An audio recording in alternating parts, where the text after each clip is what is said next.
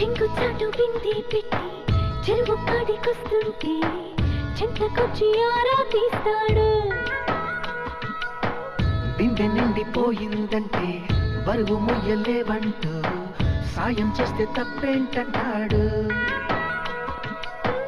సాయమేమి కాదా చెయ్యి కొంత జరిపి నడుముకి పై పైనే ఆరేస్తాడు. అసతీయ అట్ట కట్టలేది తిట్ట ఇకపై ఆ పనినే కానిస్తాడు. పెద్ద దొంగోడమ్మా బాబాయ్ బుల్లాడు. ఇంత బంగారమే ముందే ఉంటే ఏం చేస్తాడు? దోచేస్తాడు.